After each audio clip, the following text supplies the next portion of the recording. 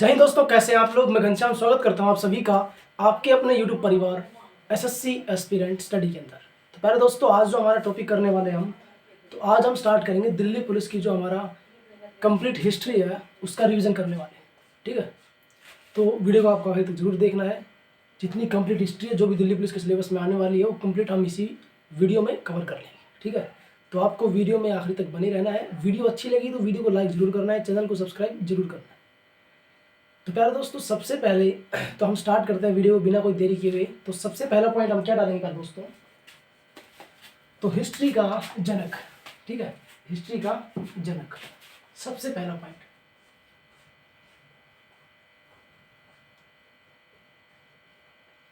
इतिहास का जनक। तो इतिहास का जनक कौन है प्यारे दोस्तों? इतिहास का जनक है हमारा, कौन है? वो है हेरोडोटस। ठीक है, कौन है? हेरोडोटस। ठीक है, इतिहास का जनक आपसे पूछे प्यारे दोस्तों, सबसे पहला पॉइंट है तो कौन है? हेरोडोटस है। ठीक है, उसके बाद में आगे हम बात करते हैं, दूसरा पॉइंट है इसी के अंदर, जो हेरोडोटस है इसने कौन सी बुक लिखी थी, उस पुस्तक का क्या नाम था जिसने बुक लिखी थी हेरोडोटस ने, वो क्या कौन सी बुक थी? तो प्यारे दोस्तों, वो बुक थी हमारी, कौन थी? हिस्टोरिका। क्या लिखी थी इसने? हिस्टोरिका। हिस्टोरिका। इसने जो पुस्तक लिखी थी प्यारे दोस्तों उसका क्या नाम था? उसका नाम था हिस्टोरिका, उस बुक का नाम था।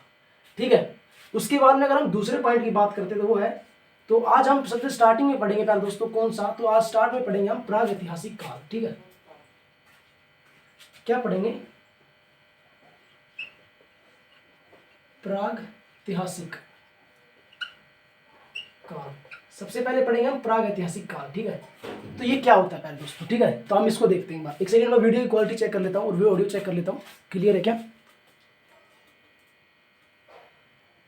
हाँ, तो वीडियो और ऑडियो बिल्कुल क्लियर है, ठीक है, एकदम क्वालिटी बढ़िया है। तो सबसे पहले हम बात करते हैं प्राग ऐतिहासिक काल की। ठीक है, प्राग ऐतिहासिक काल, तो यह काल कौन सा है? तो इसके बारे में देखते तो है, यह काल जिसकी कोई लिखित सामग्री उपलब्ध नहीं है। तो यह कौन सा काल है? वह काल जिसकी कोई लिखित सामग्री उपलब्ध नहीं है। ठीक है, तो क्या है प्यारे दोस्तों? वह इतिहास जिसकी कोई भी लिखित सामग्री उपलब्ध नहीं है। ठीक है, और प्यारे दोस्तों, यह वो काल था जिसके अंदर मानव जीवन अपेक्षाकृत संभव नहीं है। ठीक है, क्या है? मानव जीवन अपेक्षा मानव जीवन प्यारे दोस्तों क्या था? अपेक्षाकृत संभव नहीं है। ठीक है, तो इसे हम क्या बोलते हैं प्यारे दोस्तों? प्राग ऐतिहासिक काल। ठीक है, तो उसके बाद में प्यारे दोस्तों क्या है, इस काल को प्यारे दोस्तों प्राग ऐतिहासिक काल है, इसको 3 भागों में बांटा गया है। ठीक है, जो हमारा प्राग ऐतिहासिक काल है इसको 3 भागों में बांटा गया है। तो सबसे पहला जो है वो कौन सा है? ठीक है, तो सबसे पहला प्यारे दोस्तों हमारा पुरा पाषाण काल। पुरा पाषाण काल। ठीक है, दूसरा प्यारे दोस्तों हमारा मध्य पाषाण काल। ठीक है, दूसरा क्या है? मध्य पाषाण काल। पहला प्यारे दोस्तों पुरा पाषाण काल, दूसरा प्यारे दोस्तों मध्य पाषाण काल, और तीसरा क्या है प्यारे दोस्तों हमारा? वो है नवपाषाण काल। नवपाषाण काल। ठीक है, तो अगर हम बात करते हैं पूरा पाषाण काल, तो ये कब से कब तक था? तो ये था प्यारे दोस्तों हमारा 10,000 ईसा पूर्व तक, अज्ञात काल से, यानी कि अज्ञात काल से 10,000 ईसा पूर्व तक। ठीक है, अज्ञात काल से 10,000 ईसा पूर्व तक।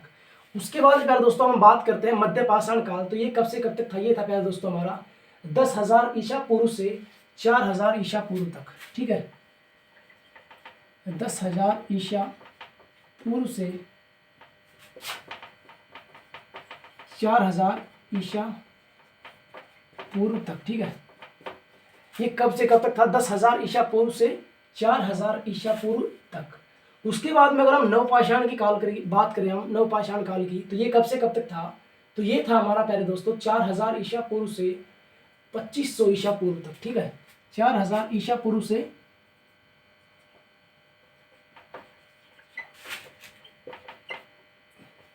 4000 ईसा पूर्व से 2500 तक, ठीक है। तो ये कब से कब तक था? 4000 ईसा पूर्व से 2500 ईसा पूर्व तक, ठीक है। उसके बाद में पहले दोस्तों अगर हम बात करते हैं हमारा आग का आविष्कार, सबसे पहला पॉइंट देखो, आग का आविष्कार, ठीक है। आग का आविष्कार कब हुआ था प्यारे दोस्तों? तो ये हुआ था हमारा पूरा पाषाण काल में, ठीक है। पूरा पाषाण काल में, ठीक है। आग का आविष्कार प्यारे दोस्तों कब हुआ था? ये हुआ था हमारा पूरा पाषाण काल में। उसके बाद में अगला पॉइंट देखो, अगला पॉइंट है प्यारे दोस्तों हमारा पहिए का आविष्कार नव पाषाण काल में हुआ। तो पहिए का आविष्कार पूछे आपसे, पहिए का आविष्कार तो कब हुआ था प्यारे दोस्तों? नव पाषाण काल में, ठीक है। अगर पहिए का आविष्कार पूछे प्यारे दोस्तों आपसे तो नव पाषाण काल में। उसके बाद में अगला पॉइंट है हमारा, अगला पॉइंट क्या है प्यारे दोस्तों? मनुष्य ने घर बनाने की प्रवृत्ति नव पाषाण काल में सीखी। प्यारे दोस्तों घर बनाने की प्रवृत्ति, ठीक है, घर बनाने की प्रवृत्ति तो ये कब सीखी प्यारे दोस्तों? घर बनाने की प्रवृत्ति ये भी कब सीखी थी प्यारे दोस्तों? नव पाषाण काल में, ठीक है। सेम आ जाएगा नव पाषाण काल। तो अभी तक प्यारे दोस्तों हमने क्या पढ़ा है? सबसे पहले हम पढ़ा है प्यारे दोस्तों इतिहास का जनक जो कि हेरोडोटस है। उसके बाद में हमने पढ़ा था प्यारे दोस्तों, इसने एक बुक लिखी थी, पुस्तक लिखी थी जिसका नाम था हिस्टोरिका। उसके बाद में हमने सिंपली पढ़ा प्यारे दोस्तों, जल्दी से रिवीजन कर रहे हैं। तो सबसे पहले हम पढ़ेंगे प्राग ऐतिहासिक काल। प्राग ऐतिहासिक काल प्यारे दोस्तों क्या है? वह काल है जिसके अंदर कोई भी लिखित सामग्री उपलब्ध नहीं हुई। और उसके बाद में हमने पढ़ा प्यारे दोस्तों मानव जीवन अपेक्षाकृत संभव नहीं है। किसके अंदर प्यारे दोस्तों? प्राग ऐतिहासिक काल के अंदर। उसके बाद में हमने देखा है कि जो प्राग ऐतिहासिक काल है मेनली उसे 3 प्रकार से बांटा है, 3 टाइप में बांटा हुआ है। एक है पूरा पाषाण काल, एक मध्य पाषाण काल और तीसरा नव पाषाण काल। तो सबसे पहले हमने बात की थी पूरा पाषाण काल की, जो अज्ञात काल से यानी कि जो प्यारे दोस्तों अज्ञात काल से लेकर के 10,000 ईसा पूर्व तक था, वो कौन सा था? हमारा पूरा पाषाण काल। और उसके बाद में मध्य पाषाण था प्यारे दोस्तों हमारा 10,000 से लेकर के 4,000 ईसा पूर्व तक। उसके बाद में अगर हम बात करें प्यारे दोस्तों नव पाषाण काल, ये था हमारा 4,000 ईसा पूर्व से 2500 तक। और प्यारे दोस्तों इतना हमने लास्ट तक देख लिया था, पूरा पाषाण काल, मध्य पाषाण काल और नव पाषाण काल, ठीक है। उसके बाद में हमने पहला पॉइंट क्या देखा था प्यारे दोस्तों? आग का आविष्कार। अगर आग का आविष्कार पूछे हमसे तो कब था? आग का आविष्कार था प्यारे दोस्तों पूरा पाषाण काल में। उसके बाद में अगला पॉइंट था हमारा पहिए का आविष्कार। पहिए का आविष्कार हुआ था प्यारे दोस्तों नव पाषाण काल में। और घर बनाने की प्रवृत्ति कब शुरू हुई थी प्यारे दोस्तों? ये भी हुई थी हमारी नव पाषाण काल में। तो इतना ही प्यारे दोस्तों, एक बार इसको इरेज कर देते हैं, उसके बाद में आगे देखेंगे।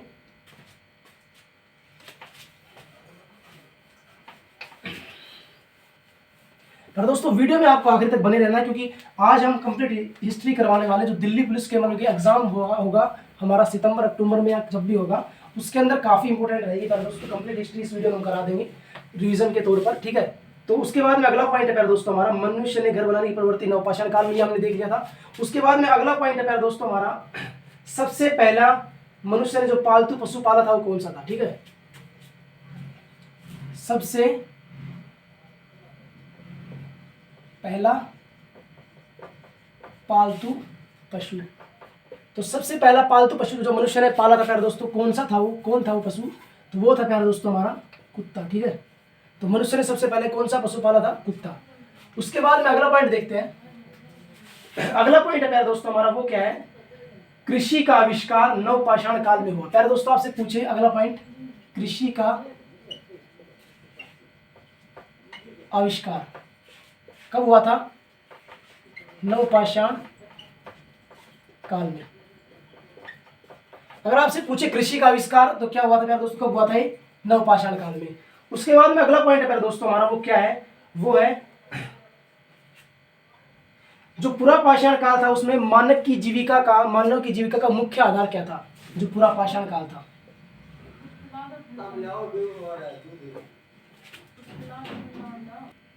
तो प्यारे दोस्तों हम बात कर रहे थे पूरा पाषाण काल था, उसके अंदर जो मानव था पूरा पाषाण काल में मानव की जीविका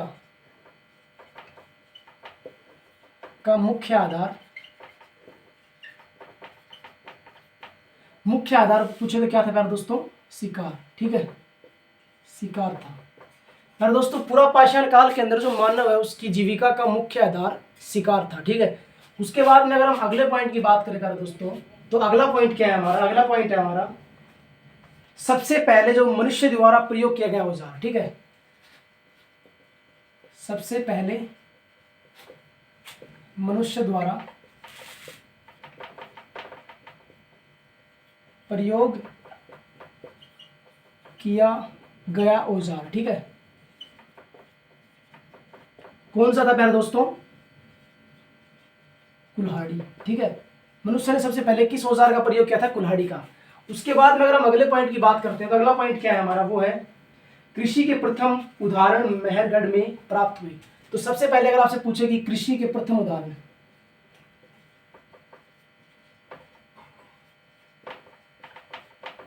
कब हुए थे प्यारे दोस्तों? कहां प्राप्त हुए थे? मेहरगढ़ में। ठीक है, उसके बाद में अगला पॉइंट क्या है? अगला पॉइंट हमारा मनुष्य द्वारा बोई गई सबसे पहली फसल।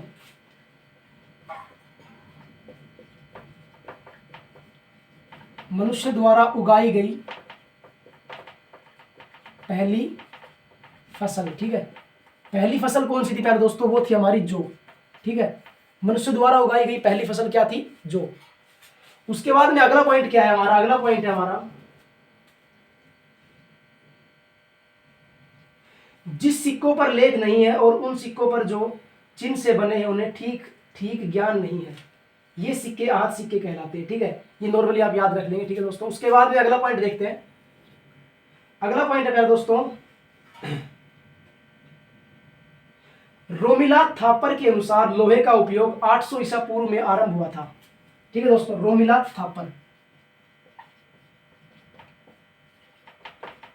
थापर के अनुसार लोहे का प्रयोग 800 ईसा पूर्व से शुरू हुआ था। ठीक है, रोमिला थापर। ठीक है दोस्तों, उसके बाद में अगला पॉइंट क्या है हमारा? अगला पॉइंट है दोस्तों अब हम पढ़ेंगे प्रमुख वेद। ठीक है, जितने भी वेद है सारे पढ़ेंगे, 4 वेद है। ठीक है, तो एक बार नॉर्मली हम इसको रिवाइज कर लेते हैं जल्दी से। तो सबसे पहला पॉइंट था हमारा प्यारे दोस्तों, सबसे पहला पालतू पशु कौन सा था? हमारा कुत्ता। जिसने कुत्ता पाला था सबसे पहला पालतू पशु था। ठीक है, कुत्ता। उसके बाद में कृषि का आविष्कार हुआ था प्यारे दोस्तों नवपाषाण काल में। पूर्व पाषाण काल में मानव की जीविका का प्रमुख आधार प्यारे दोस्तों क्या था? शिकार था। उसके बाद में सबसे पहला मनुष्य द्वारा प्रयोग किया गया प्यारे दोस्तों औजार कौन सा था? कुल्हाड़ी था। उसके बाद प्यारे दोस्तों कृषि के प्रथम उदाहरण कहाँ मिले? मेहरगढ़ में मिले। उसके बाद मनुष्य द्वारा उगाई गई पहली फसल कौन सी थी? जौ थी। उसके बाद में रोमिला थापर के अनुसार लोहे का प्रथम प्रयोग 800 ईसा पूर्व में हुआ था। ठीक है दोस्तों, तो ये इतना ही है। इसको इरेज कर देते हैं, इसको इरेज करके आगे देखते हैं दोस्तों। वीडियो को ज्यादा से ज्यादा शेयर कर दे दोस्तों, क्योंकि वीडियो काफी इंपॉर्टेंट होने वाली है। तो अब हम पढ़ेंगे प्यारे दोस्तों अगला पॉइंट डाल लीजिए, प्रमुख वेद।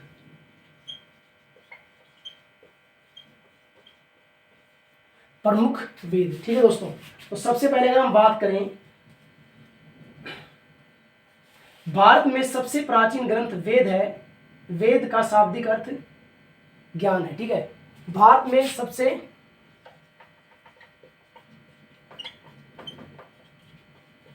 प्यारे दोस्तों बहुत ही बेहतरीन वीडियो होने वाले हैं, वीडियो को पूरा जरूर देखना आपको। प्यारे दोस्तों सबसे पहला पॉइंट क्या है हमारा? क्या है? भारत में सबसे प्राचीन ग्रंथ।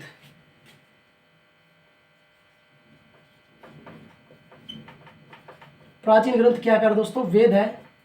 और वेद का अगर हम शाब्दिक अर्थ पूछे,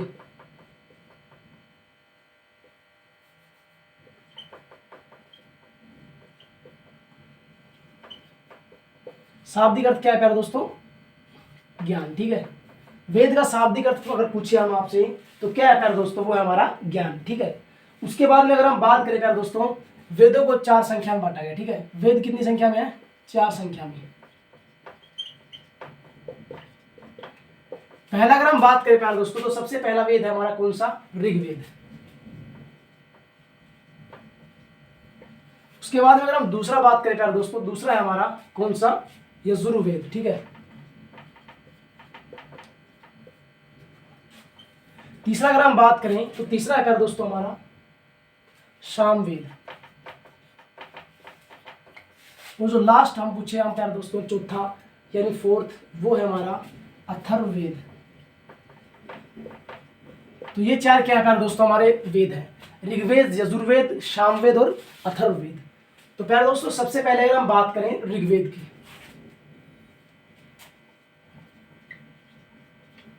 ऋग्वेद। ठीक है, पॉइंट डाल देंगे। तो ऋग्वेद की बात करें, यह सबसे प्राचीन वेद है। जो ऋग्वेद है प्यारे दोस्तों हमारा सबसे प्राचीन वेद है। ठीक है, सबसे प्राचीन वेद है ऋग्वेद, सबसे प्राचीन वेद है। ठीक है, अगर आप मंडल पूछे इसके अंदर कितने हैं, तो मंडल है प्यारे दोस्तों इसके अंदर 10। और अगर हम पूछे प्यारे दोस्तों इसके अंदर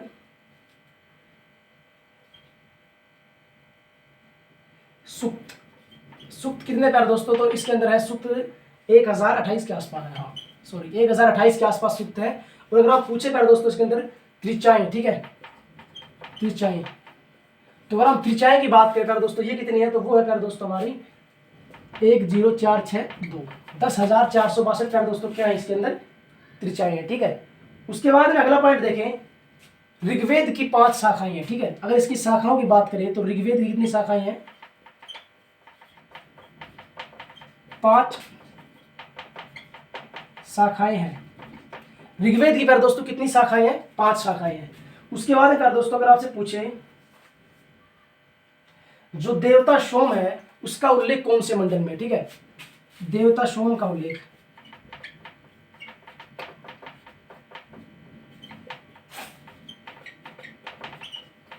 देवता सोम का उल्लेख प्यारे दोस्तों कौन से मंडल में, ऋग्वेद के 5वें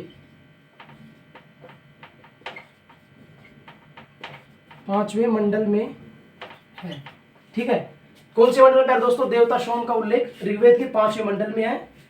और जिसमें ऋग्वेद में 25 नदियों का जिक्र मिलता है। प्यारे दोस्तों अगर नदियों का जिक्र पूछे, नदियां, तो 25 नदियों का जिक्र मिलता है किसके अंदर प्यारे दोस्तों, ऋग्वेद के अंदर। ठीक है दोस्तों, उसके बाद में अगला पॉइंट की अगर हम बात करें, अगला पॉइंट क्या है हमारा, गायत्री मंत्र जिसकी रचना विश्वामित्र ने की थी उसका उल्लेख ऋग्वेद के 3रे मंडल में है। ठीक है दोस्तों, तो अगला पॉइंट देखते हैं, एक बार इसको यूज कर देते हैं। ठीक है, अगला पॉइंट क्या है प्यारे दोस्तों, हमारा अगला मंडल है हमारा कौन सा है, गायत्री मंत्र। अगला पॉइंट है हमारा गायत्री मंत्र जिसकी रचना, प्यारे दोस्तों गायत्री मंत्र जिसकी रचना किसने की थी, विश्वामित्र ने।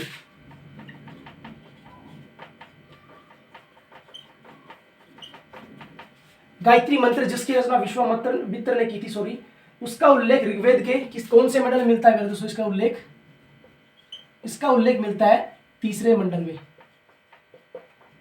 ठीक है दोस्तों, उसके बाद में अगला पॉइंट है प्यारे दोस्तों हमारा, अगला पॉइंट भी काफी इंपॉर्टेंट है। वो क्या है, वो है प्यारे दोस्तों हमारा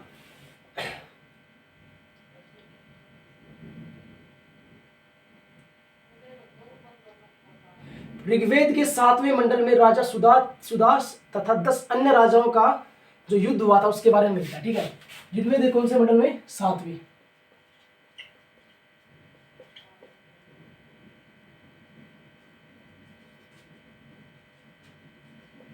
ऋग्वेद के 7वें मंडल में राजा जो हमारा सुदास है, राजा सुदास व 10 अन्य राजाओं का युद्ध का उल्लेख मिलता है। ठीक है दोस्तों, ऋग्वेद के 7वें मंडल में राजा सुदास व 10 अन्य राजाओं के युद्ध का उल्लेख मिलता है। अगर पूछे इसमें जीत किसकी हुई थी, तो राजा सुदास की जीत हुई थी। इसमें इस युद्ध में प्यारे दोस्तों किसकी जीत हुई थी, राजा सुदास की जीत हुई थी। और यह युद्ध प्यारे दोस्तों परुपणी नदी के बीच में हुआ था। ठीक है, परुपणी नदी, जो कहाँ हुआ था युद्ध हुआ था प्यारे दोस्तों परुपणी नदी के तट पर। जो परुपणी नदी है प्यारे दोस्तों, जो वर्तमान की कौन सी नदी है, तो ये वर्तमान की नदी है प्यारे दोस्तों हमारी कौन सी, रावी नदी। ठीक है, कौन सी है वर्तमान की नदी प्यारे दोस्तों, ये हमारी रावी नदी। उसके बाद में अगर हम अगले पॉइंट की बात करें, तो अगला पॉइंट है हमारा प्यारे दोस्तों यजुर्वेद, सेकंड। ठीक है,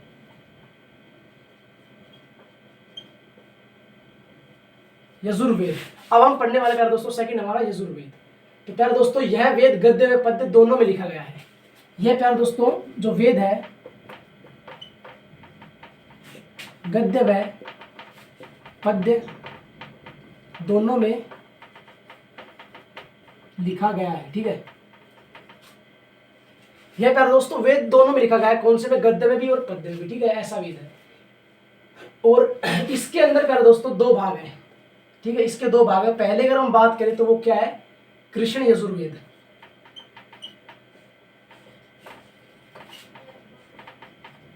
और सेकंड अगर हम दूसरे की बात करें तो वो कौन सा है हमारा, शुक्ल यजुर्वेद, ठीक है।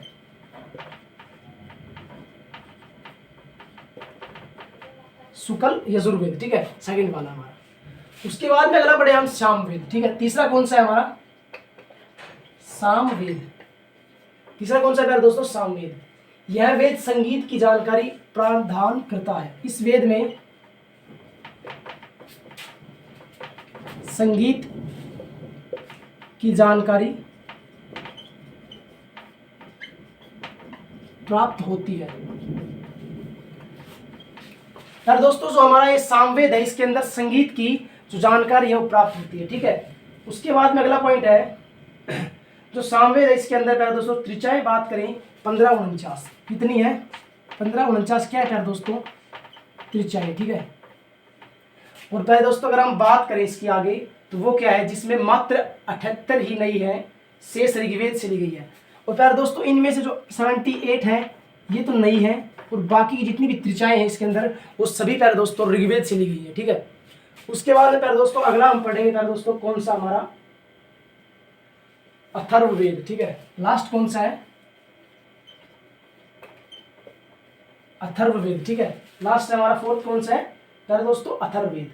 तो ये हम पढ़ेंगे, एक बार सब राइट डाउन कर लेंगे, इसको इरेज करके आगे देखते हैं। तो अब हम पढ़ेंगे प्यारे दोस्तों कौन सा, अथर्ववेद। एक बार इसको इरेज कर लेते हैं। जो हमारा लास्ट में जो अथर्ववेद है प्यारे दोस्तों वह सबसे आखिरी में लिखा गया था, ठीक है।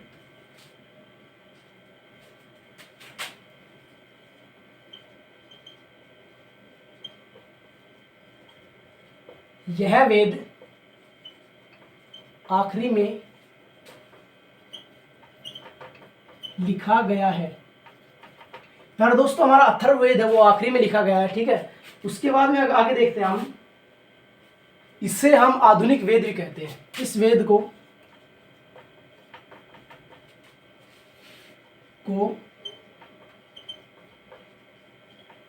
आधुनिक वेद भी कहते हैं, ठीक है।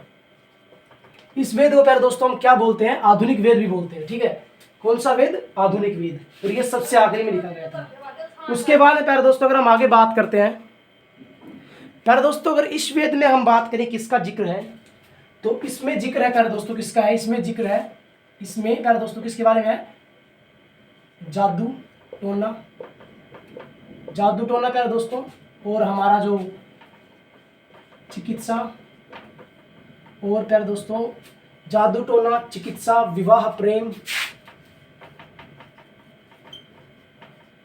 विवाह प्रेम आदि का जिक्र है, ठीक है। इस जो हमारा जो प्यारे दोस्तों ये अथर्ववेद है, इसके अंदर जादू टोना, चिकित्सा, विवाह प्रेम आदि का जिक्र है, ठीक है। उसके बाद में अगर हम बात करें अथर्ववेद में कितनी शाखाएं हैं, तो प्यारे दोस्तों अथर्ववेद में शाखाएं कितनी है, इसमें 9 शाखाएं हैं, ठीक है दोस्तों। कितनी शाखाएं हैं इसमें, 9 शाखाएं हैं। उसके बाद में अगर हम बात करें प्यारे दोस्तों अगले पॉइंट की, तो वो क्या है,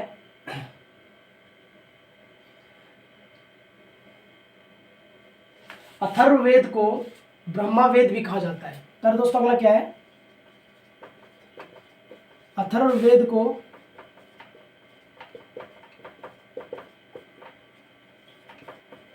ब्रह्मावेद भी कहा जाता है। जो हमारा अथर्ववेद है प्यारे दोस्तों इसको क्या बोलते हैं हम, ब्रह्मावेद भी कहा जाता है, ठीक है। उसके बाद में प्यारे दोस्तों जो 9 शाखाएं हैं, इसके अंदर जो बहुत प्रचलित शाखाएं हैं, 2 शाखाएं प्यारे दोस्तों, वो कौन कौन सी शाखाएं हैं, तो पहली है प्यारे दोस्तों हमारी कौन सी है, वो है पिपलाद, और दूसरी शौनक, ठीक है। पहली क्या है, पिपलाद, और दूसरी क्या है,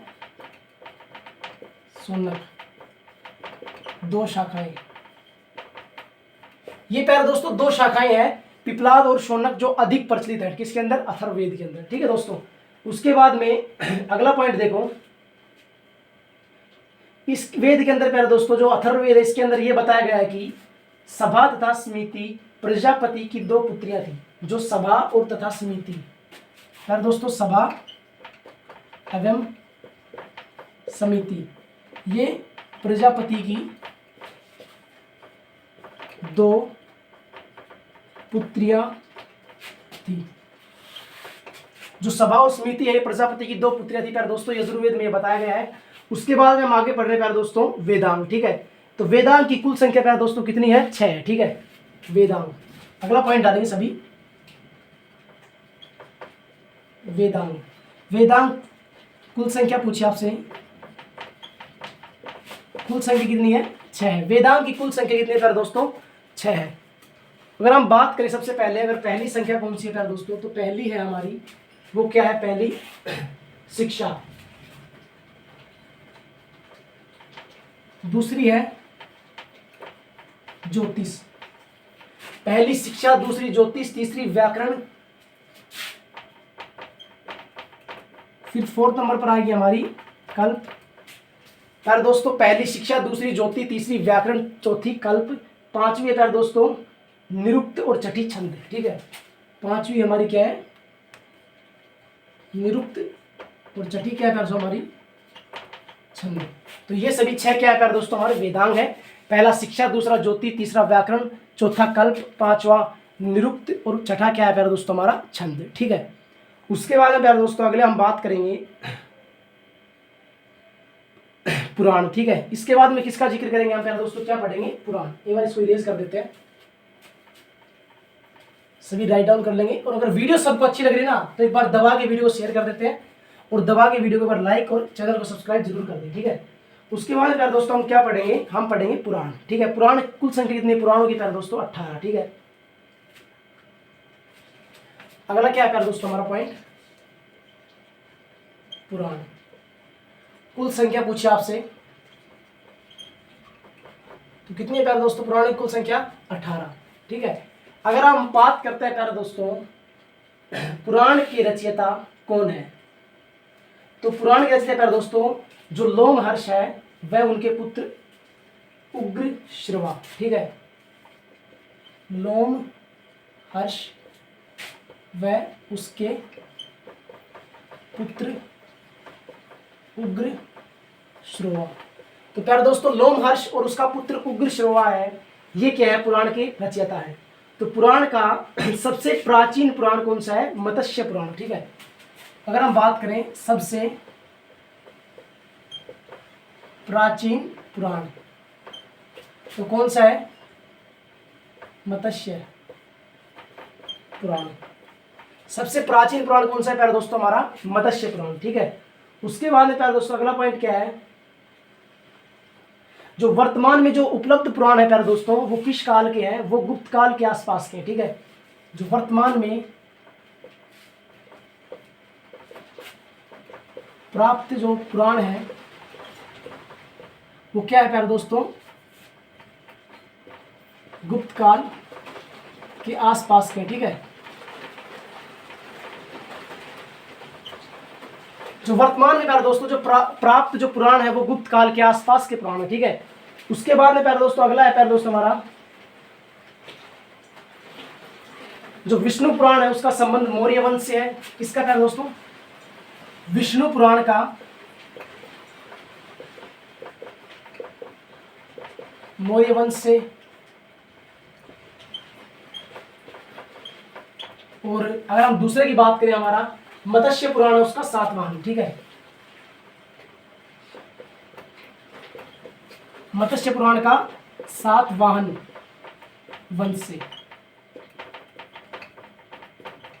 उसके बाद में अगर हम तीसरे की बात करें, तीसरा है हमारा प्यारे दोस्तों वायु पुराण है, उसका गुप्त वंश से। जो वायु पुराण है उसका किससे है? गुप्त वंश से। ये सभी संबंध है प्यारे दोस्तों विष्णु पुराण का मौर्य वंश से, मत्स्य पुराण का सातवाहन से, और वायु पुराण है प्यारे दोस्तों उसका किससे संबंध है? गुप्त वंश से। ठीक है, उसके बाद प्यारे दोस्तों अर्थशास्त्र के लेखक चाणक्य, इन्हें विष्णुगुप्त तथा कौटिल्य के नाम से भी जाना जाता है। ठीक है, अर्थशास्त्र के लेखक कौन है प्यारे दोस्तों? चाणक्य।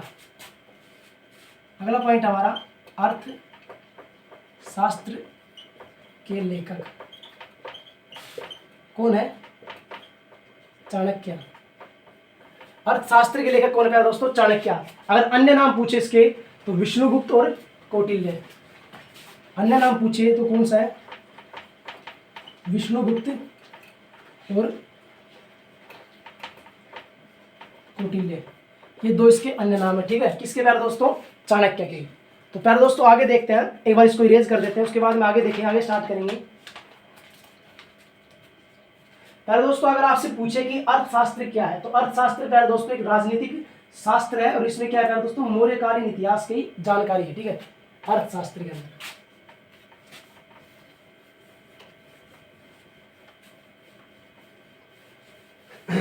आगे देखते हैं, अर्थशास्त्र एक राजनीतिक शास्त्र है।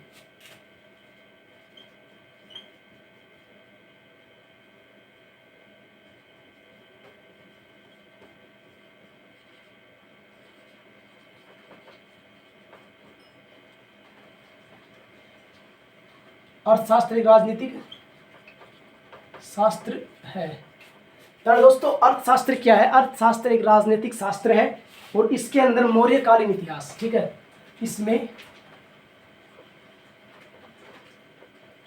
मौर्यकालीन इतिहास की जानकारी,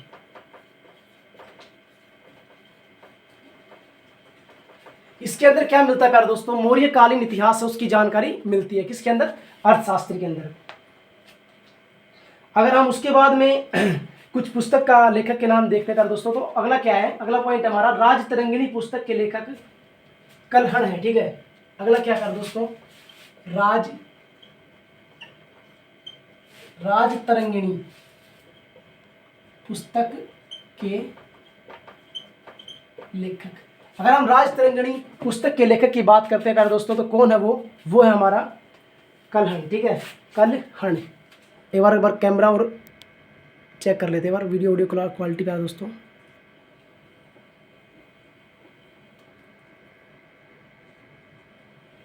तो वो कौन है प्यारे दोस्तों? राजतरंगिणी पुस्तक के लेखक वो है हमारे कल्हण। ठीक है,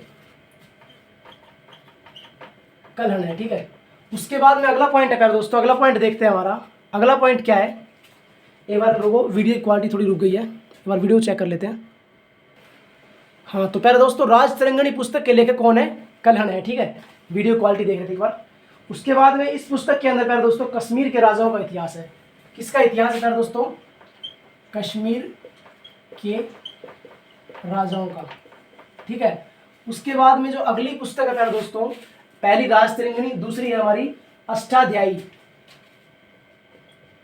अष्टाध्यायी दूसरी पुस्तक है प्यारे दोस्तों हमारी अष्टाध्यायी। इसके लेखक कौन है प्यारे दोस्तों? इसके लेखक हैं पाणिनि। ठीक है, और इसके जो लेखक है प्यारे दोस्तों वो पाणिनि है। और इस पुस्तक के अंदर प्यारे दोस्तों ये कौन किसकी पुस्तक है? ये है हमारी संस्कृत व्याकरण की पुस्तक। ठीक है, किसकी है? संस्कृत व्याकरण। यह पुस्तक किसकी है प्यारे दोस्तों? यह पुस्तक है हमारी संस्कृत व्याकरण की पुस्तक। ठीक है, उसके बाद है प्यारे दोस्तों, तो सबसे प्राचीन स्मृति कौन सी है प्यारे दोस्तों? ठीक है, अगला पॉइंट क्या हमारा? सबसे प्राचीन स्मृति। सबसे प्राचीन स्मृति की बात करते हैं तो सबसे प्राचीन स्मृति है मनुस्मृति है, जिसके लेखक कौन है प्यारे दोस्तों? मनु है। सबसे प्राचीन स्मृति क्या है? मनु स्मृति। और जिसके लेखक की अगर हम बात करें तो लेखक कौन है प्यारे दोस्तों? लेखक है मनु। ये कौन है प्यारे दोस्तों? लेखक मनुस्मृति की। ठीक है, सबसे प्राचीन स्मृति है। उसके बाद है प्यारे दोस्तों जो हमारा जैन साहित्य है उसको क्या कहा जाता था? प्यारे दोस्तों इसके अंदर जो हिस्ट्री है, इसके अंदर जितने भी इंपॉर्टेंस हैं, जो इंपॉर्टेंट क्वेश्चंस हैं, जो दिल्ली पुलिस के अंदर आने वाले प्यारे दोस्तों वो करवा रहे हैं आपको। ठीक है, जो काफी इंपॉर्टेंट एग्जाम के पॉइंट ऑफ व्यू से। तो हम बात करते हैं आप जैन साहित्य को क्या कहा जाता था? ठीक है, आगम। जैन साहित्य को आगम कहा जाता था। जो जैन साहित्य प्यारे दोस्तों उसको क्या कहा जाता था? आगम कहा जाता था। उसके बाद में जैन धर्म का प्रारंभिक इतिहास कल्पसूत्र नामक पुस्तक में है। ठीक है, जो जैन साहित्य है इसका जो पहला स्टार्टिंग का इतिहास है वो कौन सी पुस्तक में है? कल्पसूत्र नामक पुस्तक में है। जो जैन साहित्य है प्यारे दोस्तों उसका जो प्रारंभिक इतिहास है वो कल्पसूत्र नामक पुस्तक में है, जो कि प्यारे दोस्तों किसने लिखी थी? भद्रबाहु ने। जो कल्पसूत्र पुस्तक है भद्रबाहु ने, किसने लिखी थी प्यारे दोस्तों? भद्रबाहु ने लिखी थी। ठीक है, उसके बाद में अगर हम अगले पॉइंट की बात करें प्यारे दोस्तों, तो अगला पॉइंट क्या है हमारा? वो है प्यारे दोस्तों हमारा जातक कथाएं बौद्ध धर्म से संबंधित है। इसे महात्मा बुद्ध के पूर्व जन्म की कहानी है। ठीक है, जो जातक कथाएं प्यारे दोस्तों वो किससे संबंधित है? बौद्ध धर्म से। ठीक है, जातक कथाएं किससे है? बौद्ध धर्म से। जो जातक कथाएं प्यारे दोस्तों किससे संबंधित है? बौद्ध धर्म से संबंधित है। और इसके अंदर किसका जिक्र है प्यारे दोस्तों? बौद्ध के जन्म से पहले का। ठीक है, तो दोस्तों जो जातक कथाएं हैं वो किससे संबंधित है? वीडियो को रोक दिया था एक बार। तो जातक कथाएं प्यारे दोस्तों बौद्ध धर्म से संबंधित है। और जो कि प्यारे दोस्तों अगर हम बात करें जातक कथाओं की, तो कब की है प्यारे दोस्तों? जी महात्मा बुद्ध के पूर्व जन्म से पहले कहानियां इसके अंदर, किसके अंदर? जातक कथाओं के अंदर। ठीक है, उसके बाद में असम में पाए जाने वाला गिबन, असम में पाई जाने वाला गिबन। ठीक है, अगला क्या है दोस्तों हमारा? असम में पाए जाने वाला क्या है प्यारे दोस्तों? गिबन। अब एक गिबन क्या है प्यारे दोस्तों? गिबन है एक मात्र कपि। ठीक है, यह क्या है? एक मात्र कपि है, कपि है प्यारे दोस्तों। असम में पाए जाने वाला गिबन एक मात्र कपि है। ठीक है, उसके बाद में भारत के सबसे प्राचीन नगर मोहनजोदड़ो था, जिसे मृतकों का टीला कहा जाता था। जो भारत का सबसे प्राचीन नगर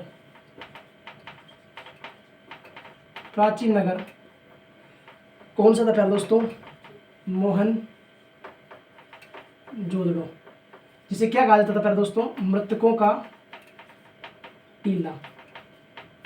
मोहनजोदड़ो क्या कहा जाता था प्यारे दोस्तों? मृतकों का टीला। ठीक है, तो सबसे प्राचीन क्या था प्यारे दोस्तों हमारा? सबसे प्राचीन क्या था प्यारे दोस्तों? सबसे प्राचीन नगर था मोहनजोदड़ो। ठीक है, उसके बाद प्यारे दोस्तों आगे देखते हैं। तो आगे क्या है प्यारे दोस्तों? आगे हम पढ़ेंगे सिंधु घाटी या हड़प्पा सभ्यता। ठीक है, उसके बारे में पढ़ने वाले। ठीक है, सिंधु घाटी या हड़प्पा सभ्यता। एक बार इसको इरेज कर देते हैं।